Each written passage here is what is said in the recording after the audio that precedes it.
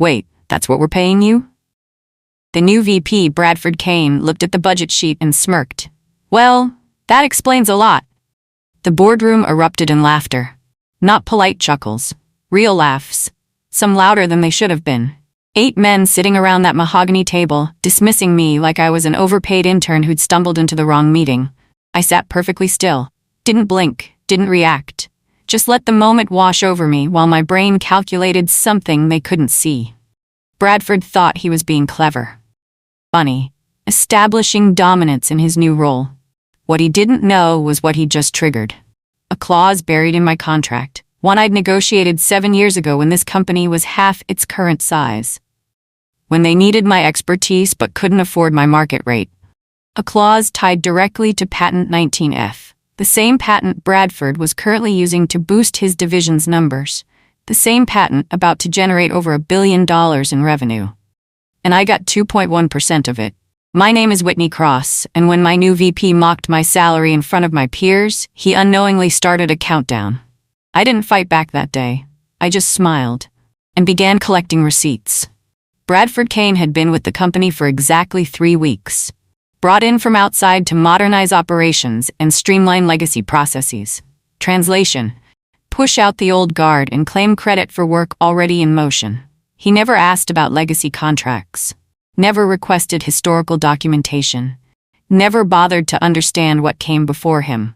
If he had, he would have discovered something interesting.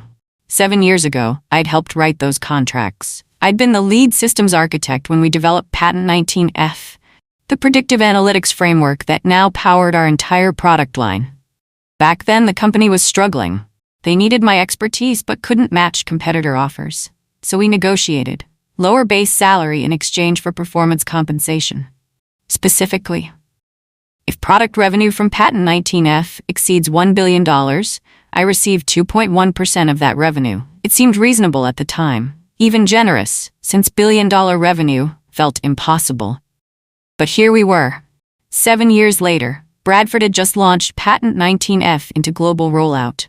Projected revenue, $1.2 billion in year 1 alone. He was celebrating his brilliant strategy, taking credit for transformational leadership, and he had absolutely no idea what he just activated. I pulled out my personal copy of the contract that night, read it 3 times, then locked it in my home safe, and waited. I went to HR first, professional, by the book, scheduled a meeting with the director, Pauline Brennan. I need to confirm something about my contract, I said, sliding a highlighted copy across her desk. She glanced at it, laughed, actually laughed. Whitney, this must be from a draft. We wouldn't agree to something like this. It's signed by the CEO, dated, notarized. She picked it up, squinting. I'll need to review this with legal. Of course. Give me a week. A week passed, nothing. I sent a follow-up email, no response. I sent another, attaching a scanned PDF of the original contract. This time, Pauline replied, "We're reviewing, we'll update you soon." Soon never came. So I did 2 things. First, I printed 3 additional copies of the contract, filed one at home, one in my office safe, one in a safety deposit box. Second, I started a paper trail. Every email, every conversation, every attempt to get confirmation. Documented, time-stamped, saved. Because I'd worked in corporate long enough to know something crucial. When people start avoiding you, they're planning something. And when they're planning something, you need evidence. I wasn't being paranoid. I was being prepared. And preparation, I was about to prove, beats power every single time. The next leadership meeting was worse. Bradford presented the quarterly strategy. I recognized it immediately. My framework, my projections, my revenue model. Slides I'd created 3 years ago, updated with current numbers. Even the visual design was mine. He presented it like he'd built it himself. This integrated approach, he said, gesturing at my chart, represents the future of our product strategy. Not a single mention of my name, not one acknowledgement. I waited until he finished, raised my hand. Bradford, that framework, I developed that in 2021. The original documentation is in the shared drive under my name. He barely glanced at me. Whitney, this isn't about history. It's about leadership now. Let's focus forward, not backward. Several people nodded. The CFO looked uncomfortable but said nothing. I smiled politely. Of course. Just wanted to ensure proper attribution. Noted, Bradford said dismissively, and moved on. Later, I pulled the original files, checked the metadata, created by Whitney Cross March 2021. Last modified by Bradford Kane 2 weeks ago. He'd copied my work, removed my name, claimed it as his innovation. I saved everything. Screenshots, original files, modification history, added it to my growing folder. Because Bradford wanted credit, he just didn't want to pay the cost. I overheard them by accident. 2 directors standing outside the glass conference room. I was inside, gathering my laptop after a meeting. They didn't see me. He's pushing out the old leads, one said. Completely restructuring. Whitney's probably next. Yeah, she's too quiet, doesn't fight back. Makes it easier, I guess. They walked away, laughing about something else. I sat there frozen, not shocked, not hurt, just informed. They thought quiet meant weak. Thought documentation meant I wasn't paying attention. Thought my silence was surrender. They were so wrong. I pulled out my phone, opened a note, typed exactly what I'd heard. Who said it, when, where, added it to my file. Because nothing fuels a storm quite like silence. Quiet people aren't weak, we're just gathering data, watching, listening, learning. And when we finally speak, we have receipts.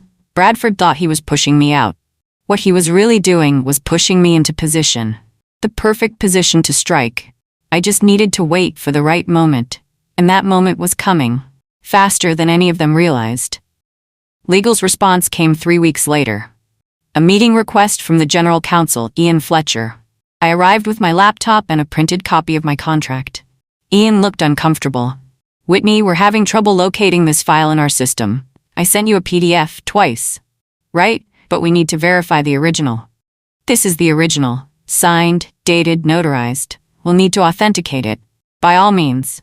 I forwarded the email again, but this time I added someone new to the CC line. The company's external legal counsel. The firm we kept on retainer for major disputes. Ian's expression changed when he saw the recipient list. That's not necessary. Just being thorough. Within 2 hours, I had a calendar invite. Contract review discussion, urgent. Funny how urgency appears when the right people get involved. I showed up prepared. Contract. Supporting documentation. Timeline of my requests. Evidence that legal had been stalling. Ian tried to control the narrative. We just need clarity on the terms. The terms are clear. 2.1% of revenue exceeding $1 billion from Patent 19F. And you believe that threshold has been met? I don't believe. I know. Your Q3 report confirms it. Silence. We'll need time to review. Take all the time you need. My attorney will be in touch. I stood up and walked out, leaving them with exactly what I'd intended. Fear. Bradford called me into his office the next week. A one-on-one check-in, he called it. I knew better. This was damage control. He sat behind his desk, trying to look authoritative. Whitney, I want to clear something up. This narrative that you were some key contributor to Patent 19F. I was the lead architect. You were one of many contributors. Let's not exaggerate your role. I pulled out my phone, opened a folder. These are the original development documents. My name is on 73% of the technical specifications. Documents don't mean. I also have emails from the former CTO thanking me specifically for the framework design. He shifted. Look, revenue doesn't come from slides and old documents. No, it comes from systems, frameworks, architecture. I leaned forward. And that's exactly what I built. He tried to stare me down. I didn't blink. Finally, he spoke. We'll see what legal says. Yes, we will. I left his office and added detailed notes to my file, including the part where he admitted there was something to see what legal says about. Admission of the clause's existence. Recorded, documented, saved. Bradford was building my case for me. One arrogant comment at a time. The CFO remembered me. I ran into him at the elevator bank. Casual encounter. Whitney, haven't seen you in strategy meetings lately. Different priorities now, I guess. He looked uncomfortable. That's unfortunate. You did solid work. Thank you, Roland. Wait, you're the one who ran operations back in 2019, right? The forecasting overhaul? That was me. His face lit up. I still use your model. It's the foundation of our current system. I'm glad it's helpful. He paused. Is everything okay? I heard some rumblings. I smiled carefully. Just some contract clarifications. Nothing major. Contract clarifications? From 2018. Performance compensation tied to Patent 19F. His expression changed. Understanding, then concern. Oh. Yeah, he glanced around, lowered his voice. You might want to sit down for what comes next. I'm already sitting, metaphorically speaking. Good, because this is going to get messy. We parted ways, but that conversation told me something crucial. Roland knew about the clause, had probably been involved in approving it years ago, which meant Legal and Bradford were trying to bury something that senior leadership had already acknowledged. That was fraud, or close enough, and Roland had just confirmed it. I added his statement to my notes. Another piece of the puzzle, another nail in Bradford's coffin. My annual performance review arrived via email. I read it twice, then read it again to make sure I wasn't misunderstanding. Lacks initiative, doesn't project leadership, contributions have been minimal. No mention of my department's compliance rating, 98%, highest in the company. No mention of the 3 major projects I'd led. No mention of Patent 19F. Just vague, unprovable criticisms, the kind designed to justify a termination or to undermine any future legal claims.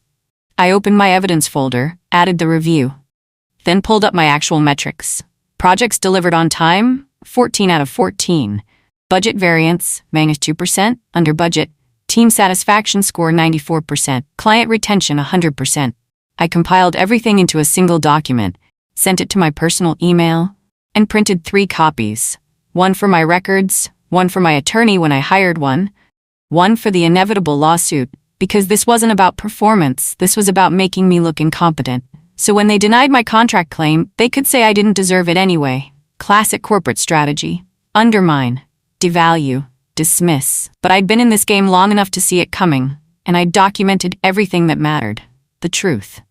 The email came through at 11:47 p.m. I was still working, ironically. Subject performance clause, need to quiet this. From Ian Fletcher, Legal, to Bradford Kane. I shouldn't have been on the thread, but I was. Because 6 emails earlier someone had CC'd me on a related discussion, and when Ian replied to Bradford he hit reply all instead of reply. I read it 3 times. We need to manage Whitney's expectations here. The clause is problematic but possibly enforceable. Recommend we either settle quietly or challenge the validity of the signature authentication. Either way, keep this contained. No paper trail. I sat perfectly still. Then I moved. Screenshot. Print. Save to 3 separate cloud drives. Email to my personal account. Forward to a trusted colleague with a note. If anything happens to me, this is evidence. They weren't just denying my claim. They were coordinating suppression, actively conspiring to hide a legal obligation. That wasn't just breach of contract, that was fraud. And they just admitted it, in writing, sent directly to me. I went to bed that night feeling something I hadn't felt in weeks. Certainty. Absolute complete certainty that I was going to win. Because they'd made their biggest mistake. They'd put it in writing. I reached out to someone I hadn't spoken to in years. Veronica Hughes, former executive vice president, retired 18 months ago. She'd been instrumental in my original contract negotiations. We met for coffee at a place far from the office. She looked exactly the same. Silver hair, sharp eyes, no nonsense. Whitney Cross, I wondered when you'd call. You heard? I hear everything. The old network still talks. About my contract clause? She smiled. I told them not to touch it. That language is bulletproof, but Bradford doesn't listen to history. Do you have any documentation? Better. She pulled out a folder. Inside, the original source file for my contract, complete negotiation notes, email chains showing board approval, and a signed statement from her as witness confirming the clause's validity and intent. I kept copies, figured someone might try this eventually. Why? Because I've seen this movie before. New executive comes in, wants to erase the past, doesn't want to honor old commitments. She slid the folder across. That's yours, along with my testimony if you need it. Veronica, I don't know what to... Win. That's what you do. You win. She stood up. The quiet ones always do. We just take longer to strike. I left that coffee shop with ammunition, legal documents they thought were lost, witness testimony from a former C-suite executive, proof that went beyond my word against theirs. Bradford and Ian had been counting on the past being buried, but the past was about to testify. The revenue report dropped on a Tuesday. Company-wide email from the CEO. Subject, record-breaking quarter. I opened it, read the numbers, and smiled. Patent 19F revenue, $1.1 billion, not projected, not estimated. Actual closed revenue. The email was celebratory, congratulatory, full of praise for Bradford's transformational leadership and innovative go-to-market strategy. No mention of the 7 years of development before Bradford arrived. No mention of the framework that made it possible. Just celebration. I printed the report, highlighted the revenue figure, attached it to my contract clause, and sent it to legal with a simple message. The threshold has been met. Per my contract dated March 15, 2018, I am owed 2.1% of revenue from Patent 19F. Please advise on payment timeline. External legal counsel, CFO Roland, and for good measure, the CEO. I hit send at 9:03 a.m. By 9:47 a.m. I had 3 meeting requests. By 10:15 a.m. Ian Fletcher was at my desk. We need to talk. Yes, we do. In private, everything I say from now on is on the record. You're welcome to bring witnesses. His face went pale, because he knew. The game was over, and he'd lost. Bradford called me into his office that afternoon. His assistant looked uncomfortable scheduling it. The door closed. He sat behind his desk, trying to project authority, but I could see the calculation in his eyes. Whitney, we've been thinking, your talents might be better suited to an advisory role. Advisory, yes. Strategic consulting, less day-to-day operations, more high-level thinking. Translation, less visibility, no voice, no power. What would that entail? Flexible schedule, remote work, consulting basis, and my current salary. We'd adjust accordingly. I nodded slowly. Put it in writing. What? The offer. Put it in writing. I want all terms documented. I don't think that's... Then I don't accept. He shifted. Why do you need it in writing? I looked at him directly. Because I collect documents. And you're about to find out why. Silence. He tried to laugh it off. Whitney, you're being paranoid. Am I? You've mocked my salary publicly, taken credit for my work, tried to suppress a legal contract clause, and now you're offering me a demotion disguised as a promotion. I stood up. Everything I just said, I can prove it. With documents, emails, witnesses, timestamps. I walked to the door. So yes, Bradford, put it in writing, because I document everything. I left him sitting there, finally understanding what he was up against. Not anger, not emotion, just evidence. I didn't go to a regular attorney. I went to a whistleblower specialist, someone who handled corporate fraud, retaliation, suppression cases. Her name was Simone Park, 40 years old. Undefeated in employment law. I brought everything, the contract, the emails, the revenue reports, the suppression attempts, Veronica's testimony. She reviewed it for 2 hours, then looked up at me. You're looking at breach of contract, document suppression, retaliation, and possibly fraud. Will it stick? If you have what you say you have? Absolutely. What's the process? We send a formal demand letter, give them 30 days to comply. If they don't, we file suit. And my job? They'll try to fire you. That's retaliation, which triples damages. So I'm either getting paid or fired. You're getting paid either way. Fired just makes it more expensive for them. She smiled. The question is, how public do you want this? I thought about Bradford's smirk, the laughter in that boardroom. Years of being undervalued, as public as necessary to ensure it never happens to someone else. Good answer. She started drafting the demand letter that afternoon. And I prepared for war. I never contacted the board, didn't need to. They heard anyway, through legal, through the CEO, through whatever internal channels powerful people use. 2 days after Simone sent the demand letter, I got an email from the chief risk officer. Need confidential briefing re-outstanding contractual matter, tomorrow, 2 p.m. I showed it to Simone. You're going. Should I be worried? No, they should be. I arrived with Simone. The CRO, Nathan Briggs, looked surprised to see my attorney. This is my legal counsel, I said simply. I thought this would be informal. Nothing about this is informal. We sat. I laid out everything. Contract, revenue figures, suppression attempts, retaliation evidence. Nathan's face grew progressively more concerned. And legal has been aware of this? Legal has been actively suppressing it. I slid over the performance clause, need to quiet this email. He read it. Put it down. Looked at me. This is a serious problem. Yes, not for you, for us. I know. He made notes. We'll need to investigate. I assumed. In the meantime, document any retaliation. Already done. Daily log, time-stamped with witnesses where applicable. He almost smiled. You came prepared. I've been preparing for years. Just didn't know I'd need it. We left that meeting with something I hadn't had before, an ally inside the company's risk management structure. Someone who understood their exposure and who knew I wasn't bluffing. Bradford made his next mistake publicly. A company-wide email celebrating the quarter. Subject, Team Victory. The body praised the incredible team who brought revenue to life. He named himself. Ian from legal, 3 sales directors, 2 product managers. Didn't name me. Didn't mention Patent 19F's origins, just claimed credit for everything. I read it twice. Then I did something I'd never done before. I replied all. Congratulations to everyone listed. Quick clarification, I'm the original architect of Patent 19F, developed 2018-2021, which generated this revenue. Happy to share development documentation for anyone interested in the full history. Attached, link to the shared drive folder with my original files. And I hit send. The email thread exploded. Responses poured in. People I'd never met. Wait, Whitney built this?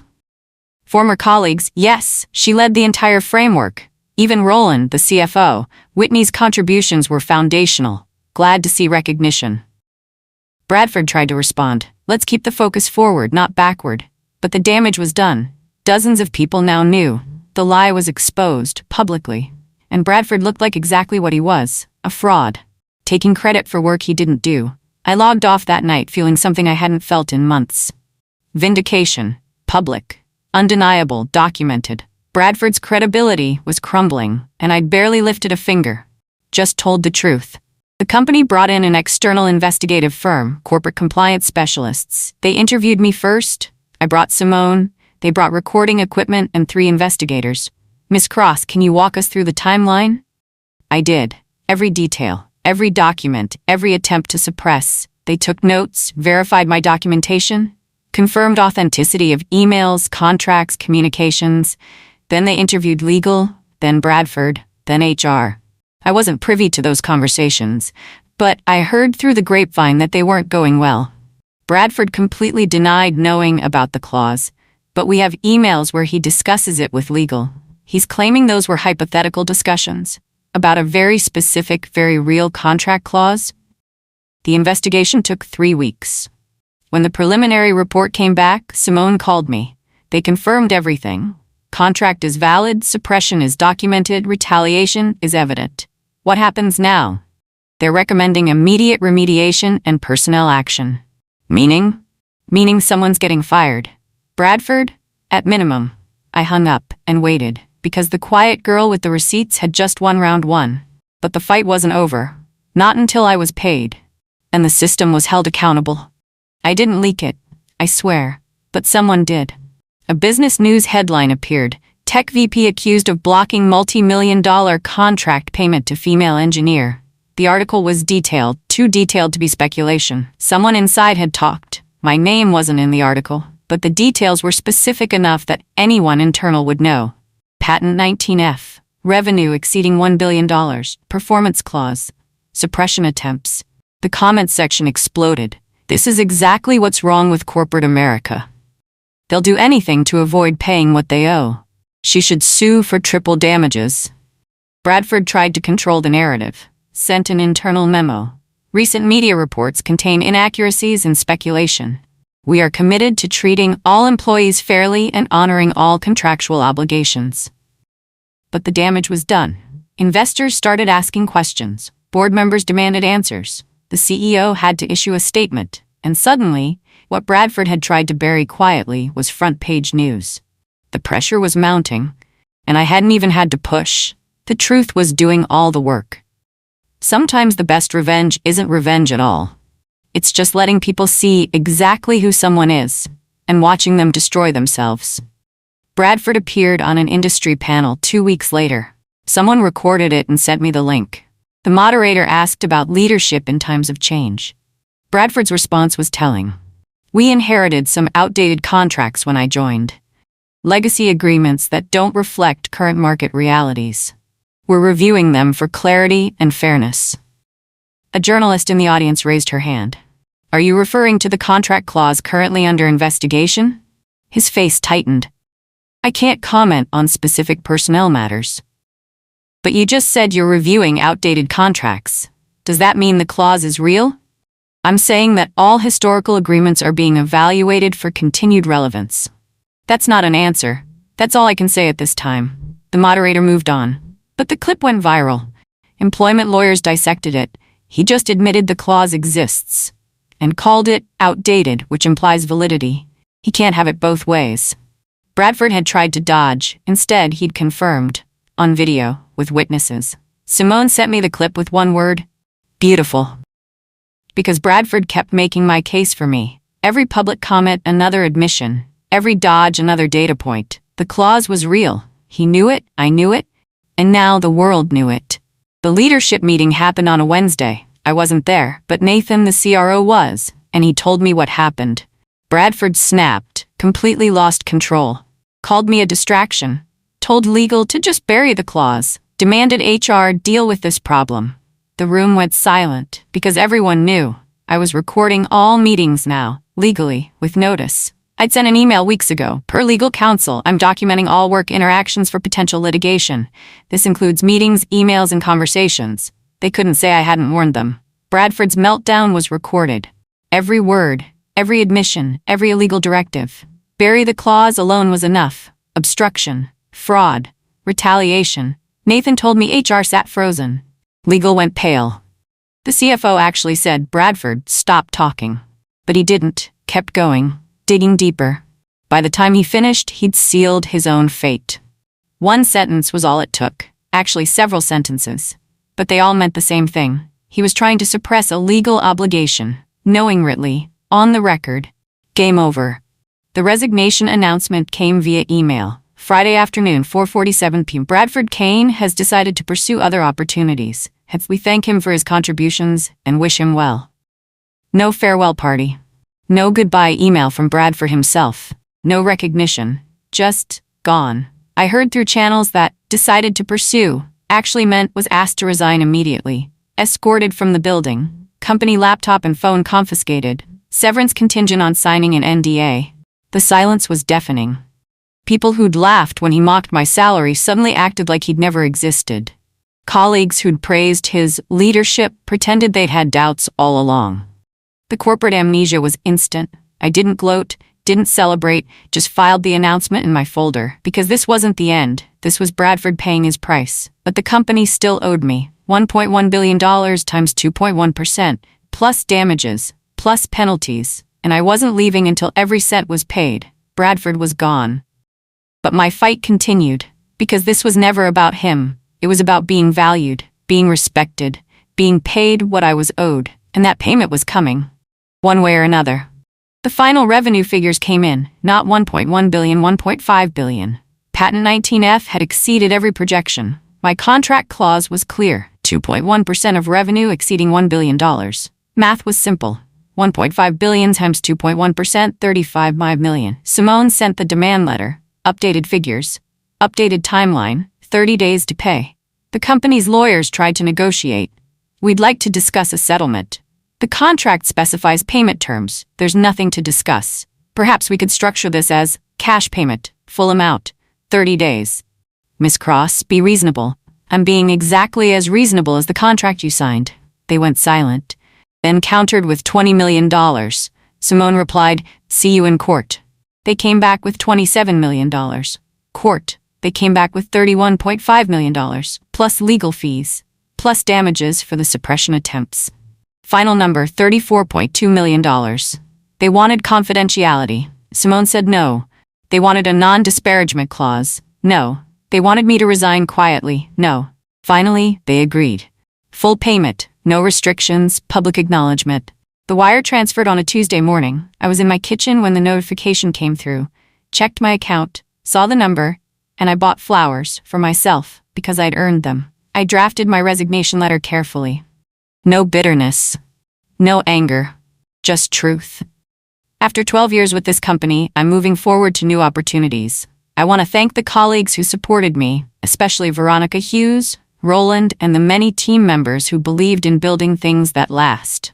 For those interested in the journey, attached is documentation of my role in Patent 19F, the contract clause that protected my contributions, and the process of enforcing accountability when systems fail.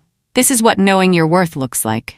Not accepting less, not staying silent, not accepting that this is just how things work. Systems only change when we refuse to accept them. I attached a link to my original contract clause, publicly, for everyone to see, sent it company-wide. The responses flooded in. You're an inspiration. Thank you for fighting. This changed how I see my own contracts. 3 junior engineers asked to meet for coffee. We want to know how to protect ourselves, I taught them. Shared templates, negotiation strategies, documentation practices. Because my win wasn't just about me. It was about changing the game. Making it harder for the next Bradford, easier for the next Whitney. One contract clause at a time. I left that company with my head high, my account full, and my legacy intact. Not bad for the quiet girl who lacked initiative. The CEO called my personal phone. I almost didn't answer. But curiosity won. Whitney, this is Charles Brennan. Hello, Charles. I want to apologize, personally, for how this was handled. Okay. We should have honored your contract immediately. You deserved better. Yes, I did. I'd like to offer you a role, VP of Innovation, lead the next generation of development. Name your terms. I sat with that for a moment. I appreciate the offer. But I'm building something else now. It's Can I ask what? A consulting firm, teaching people how to negotiate contracts, how to protect their intellectual property, how to document everything, turning your experience into expertise. Exactly. He was quiet. You know, you could do that here. Charles, I was here for 12 years. You had 12 years to value me properly, to protect me, to prevent this. I know. I don't need you to admire my grace under pressure. I needed you to create a system where I didn't have to develop it. Silence. You're right, I know I am. For what it's worth, we're implementing new contract review processes. Better documentation, whistleblower protections. Good, that's a start. We ended the call cordially. And I meant what I said. I wasn't going back. I was moving forward. Building legacy. Not for them, for me. I saw Bradford one last time, industry conference, 6 months after everything ended. I was speaking on the main stage. Topic: equity, power, health, and the contracts that protect them. The room was packed, 300 people. I spotted him in the back row. Alone, no title placard, no entourage. Just sitting there, watching. I didn't change my speech, didn't call him out, just told the truth about undervaluation, about documentation, about fighting back, about a VP who mocked a salary and triggered a $34 million payment. The audience knew. The gasps told me they knew. When I finished, standing ovation. Bradford sat motionless, wouldn't meet my eyes. I didn't need him to, because I'd already won. Not just the money, the story, the platform, the proof. Proof that quiet doesn't mean powerless, that documentation beats intimidation, that knowing your worth means enforcing it. After my speech, journalists asked questions, attendees asked for advice, 3 companies asked me to consult. And Bradford? He slipped out during the Q&A, back to whatever diminished life he'd built after losing everything. I went to dinner with colleagues, celebrated, laughed, lived, because I wasn't defined by what he'd done to me. I was defined by what I'd done about it. And what I'd done was win. Not through revenge, through receipts, through persistence, through refusing to accept that being undervalued was just how things work. I'd changed how things worked. For me, and for everyone watching, one hidden clause. One quiet woman, $1 billion lesson. That's what knowing your worth looks like.